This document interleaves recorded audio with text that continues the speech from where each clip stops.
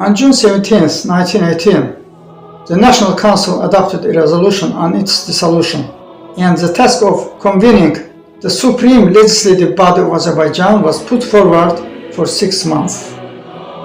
This body would be the assembly of constituents elected on the basis of general, secret, and direct voting. The term set by the National Council ended on December 16, 1918. On November 19, 1918, at the meeting of the National Council of Azerbaijan, chaired by Muhammad Amin Rasulzadeh, a law related to the parliament was adopted. And also a decision was made that all nationalities living within the borders of the state should be represented in the parliament. On December 7, 1918, the ceremonial opening of the Parliament of Azerbaijan took place in the building where the current Institute of Manuscripts is located.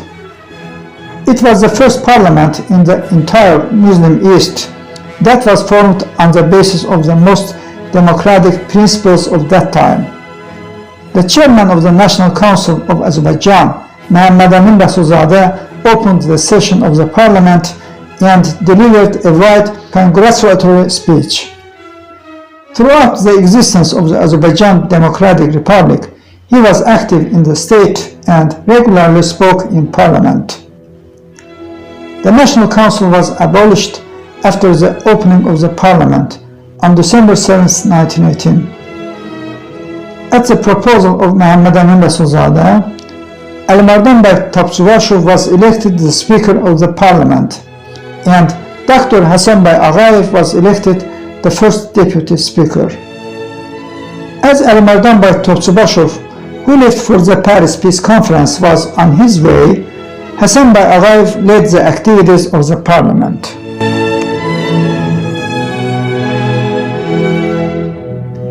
Apart from the legislative function and the function of forming the central state bodies and determining their authority, the Parliament of Azerbaijan also had the functions of listening to the report of this or that body, making appropriate decisions about them, as well as exercising supreme state control. A considerable part of the agenda of the parliamentary sessions was devoted to these issues, and special decisions were made about them.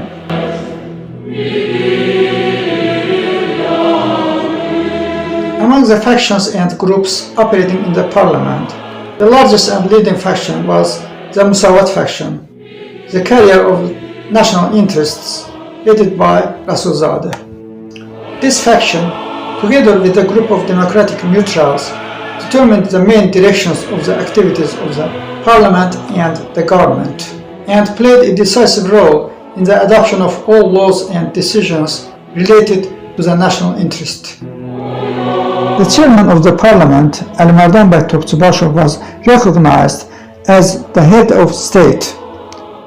In this capacity, he represented Azerbaijan at the Versailles Paris Peace Conference in 1919. In total, the parliament held 145 sessions in which more than 270 draft laws were discussed, and 230 of them were adopted. Despite existing for only 2 years, the multi-party Azerbaijani Parliamentary Republic managed to achieve a number of success on the nation and state building, education, creation of the army, independent financial and economic systems, international recognition of the country, and diplomatic relations with a number of states, preparing of a constitution and equal rights for all. This laid an important foundation for the reestablishment of independence in 1991.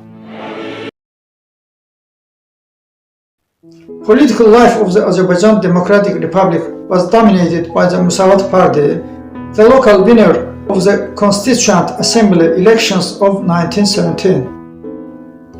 The head of this party was a prominent statesman and social political figure, Muhammad Amin Rasulzadeh.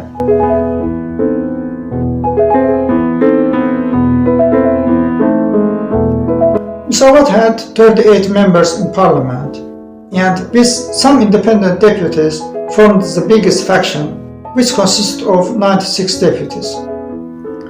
The republic was governed by 5 cabinets. The premier in the first 3 cabinets was Fatali Khan Khoski. In the last 2, Nasib Bey Yusufbeyli. The formation of the next cabinet was assigned to Mehmet Hasan Hajinsky, but he was unable to form it due to lack of time and majority backing in the parliament, and also the Bolshevik invasion.